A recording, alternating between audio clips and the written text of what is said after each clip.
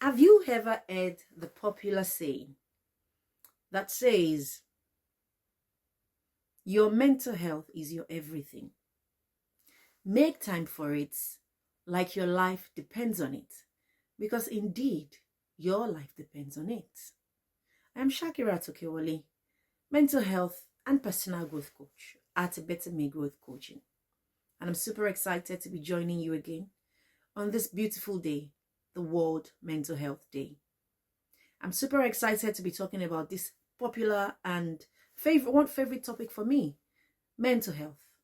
Because indeed, in knowing how your mental health affects you or impacts you as a person, you will be able to take the right actions. You will be able to position yourself for a sustainable success in all areas of your life through mental health and personal growth. Mental health, as we popularly talk about it, we sometimes think, or many times we think, that our mental health or talking about mental health means that there's a mental health problem. And indeed, it is more beyond that.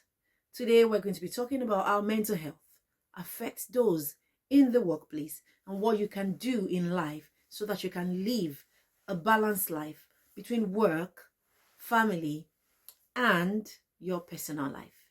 One thing I'm very passionate about and I love talking about is balance in all areas of our lives. The other day, I had this conversation with my community members, and we were talking about what do they do to manage their mental health? What do they do to ensure that they do have a positive mental health? And they had fantastic responses. Some people do dancing and they relax. Some people sing when they feel like they need to take action, or even before they think they need to take action is a part of their routine. Some people respond out of calm rather than responding out of desperation. Some people respond by being content with what they have, and that's not to say that they are complacent. Some people respond by, picking on exercise, and I do think exercise is a cheat code. But before I tell you more about things to do to manage your mental health or to have a more positive mental health, let's go deeper into why mental health is important. There's some things I want you to start looking at when you think about mental health. Mental health is the way that you are relating with yourself and with others. It is the way that you manage your thought process and the emotions that comes up with it. It is also the way that you think and act, behave and communicate. So your mental health indeed is your everything, because if you do not have a positive mental health, for instance, if you do not have a positive relationship with yourself, chances are you're going to have a low self-esteem. You will self-criticize yourself. You will not take action in favor of yourself. You will prioritize others first before even yourself. You will people please. And all of this and many more behaviors that we have can be traced back with the level of our mental health, can be traced back to the level of our mental health. So I like to say that mental health is just not about having illnesses, and it's not about having, the common one that we talk about, depression, anxiety, and all other common and complex mental health problems. It's not just about having those.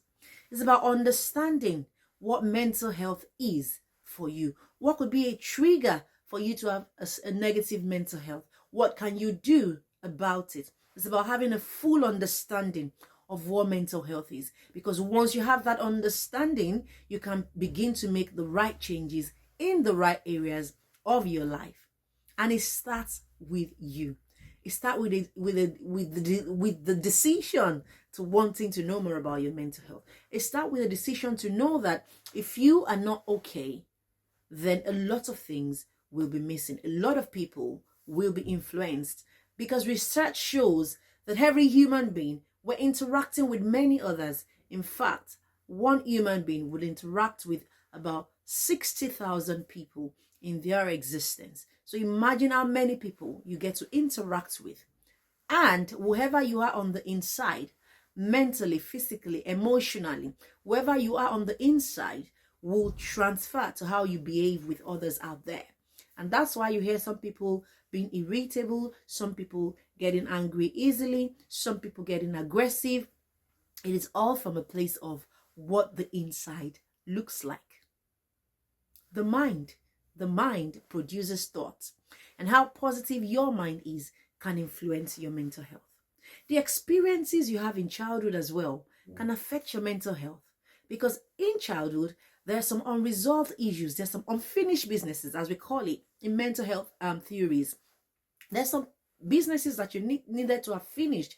There's some scars that you bring into adulthood that has long happened in the past, but it is still operating. It is still the push behind the actions and the occurrences and circumstances that you're seeing in your life today. Your mental health can impact the way that you see yourself. You can see yourself small, and you can take actions based on the way you see yourself. Rather, you can see yourself big, beautiful, and wonderful, and you can take action from that place. So speaking to you as someone who is in work, as someone who is, who's got work and is trying to balance their work, their family, or maybe with their personal life, I want you to start seeing mental health as everything, your entirety. And I want you to start taking that very seriously. One of the things I want you to do that will impact your mental health is, of course, to know the kind of mind that you have. Very powerful to go in that route, isn't it? This is something that has been underlooked for a very long time. Find out about the kind of mind that you have, whether you have a neurodiverse mind or a neurotypical mind. Knowing this difference would help you know your strengths, your weaknesses, and you can act based on this information. They say knowledge is power. One thing is to seek knowledge. Another thing is to understand what you're seeking. Another thing is to be able to transform that knowledge that you sought to actions that could be taken for your life to become better. So if you hear what I am saying to you today, you still need to slow down and make a decision within yourself what you want to do with this information. Because indeed, if you do not make that change, nothing will change. So it starts with you knowing that I need to take my work seriously. And for you in the work life, remember that whatever you have on the inside is what you bring outside, like I said the other time, which is the most important reason we have to ensure that from the inside, we are clean. So once you know the kind of mindset that you have, the kind of minds that you have, you will begin to know why you do what and what you can do about it.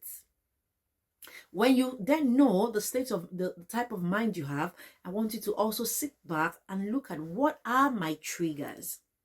What triggers me? What makes me angry easily? What makes me calm easily? What makes me happy? It's a work that we all need to do, and it's called the inner work. We all need to do it by knowing more about ourselves, and this is called self-awareness of our behaviors, of our actions, of our values, of our habits. They say that the patterns that we put through in life is a big factor to the results that we're going to be attracting in life. And notice how I use the word attracting, not chasing. So for you in business, for you in work, for you in journalism, for you in whatever work you're doing, you need to have that balance. And the balance comes from having a nice and wonderful, internal part of you that is dictating your external part. So know the type of mindset that you have, know the type of mind that you have, whether you have a neurodiverse mind or a neurotypical mind. And of course, begin to ask yourself questions like, what are my triggers? Your trigger can be a human being. It could be a situation. It could be something that has to, do with your childhood. It could be something that has to do with your relationship. And the third thing that I want to encourage you to do is seek mental health coaching or therapy. When you seek this coaching or therapy, you'll be amazed about the things that that would come up from inside you. Some things that you don't even know that were there. They're there and they're dictating. They drive behind the actions and the results and the circumstances you're facing today. In one of the popular coaching that I do for people, which is called the vision planning session, is a session where you are able to see yourself, to envision who you are and what you want to create with your world, with yourself. And a session where you're able to look at what area of your life needs a change, and an urgent change. And so when we use the success block assessment for people, it's such so that they can see where there needs to be a change in their life. And so when the changes start happening, you start seeing the balance, and you start seeing how you begin to receive and attract. You can pour from an empty cup. That's a popular saying. And as cliche as that may sound, it is very powerful, because what you have inside of you is what you give out to people. So this is my encouragement, that you need to go and know the kind of mind you have. And you need to start being self-aware, knowing your triggers. You also need to now start seeking balance through accountability. And that's when I mentioned that you need to go for coaching and go for therapy. Because I remember the time when I burnt out, and I didn't even know that it was mental health condition until I had to see a psychiatrist, who then mentioned to me what kind of mental health problems I was going through, where it came from, what to do about it, and what actions to avoid. So this is a call to you and I. Do not wait until there's a breakdown. Do not wait until you hit rock bottom. Do not wait until things begin to go really bad before you start taking action. So this video, this session, is a reminder for you that your mental health is your everything, and you have to take it seriously. You have to, stand up to it every day, taking actions that aligns with this. One of the popular things, one of the major things that I have done to help me in my life is, of course, to carry my vision with me in everything that I do. Who am I? What's my identity? What do I want to be? Who do I want to become? They say what a man can be, he must be. And I want to ask you that question. What can you become? Because whatever you can become, you must become.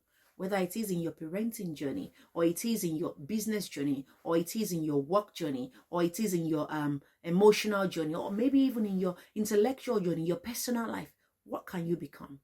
Who can you become? I want you to start asking yourself that question. And once you find the answer, start becoming that person. Start acting. Start taking actions to become that person. Because already you are beautiful the way that you are, but the awareness of knowing what you want and what you want to do about it is actually healing for you. And I want to also remind you that today there is help out there. Today, right now, there is help out there. There's a popular saying that some people would say that it's difficult to find help. There is help out there. The moment you decide in yourself that you want to find help, you will begin to find help. I do hope to say more about this, but I will then leave you with this popular saying that every man dies, but not every man truly lives. But the man who truly lives is the one who found their own life's purpose, live it, honor it, and use it to transform themselves and the world. So my popular saying is that, and I want to encourage you, start waking up to who you can become and start living that journey. And on living that journey, live it with patience, with certainty, and with the higher powers. Because if you've got God, there is indeed nothing you cannot do. Start waking up right now. Start taking the right action. Be purposeful, have the right people, and keep praying. And indeed, your mental health will get better a day at a time. If you are in a situation where it feels really bad for you, I am hoping and praying that you find the answers to what you're looking for. And I pray as well that as you find the answers to what you're looking for, you will be able to use it to transform yourself and the world at large. Happy Mental Health Day. Happy World Mental Health Day. I'm Shakirato Kiwole, mental health and personal growth coach at A Better Me Growth Coaching. And I will speak to you soon. To connect with me, send me an email, connect@abettermecoaching.com. connect@abettermecoaching.com.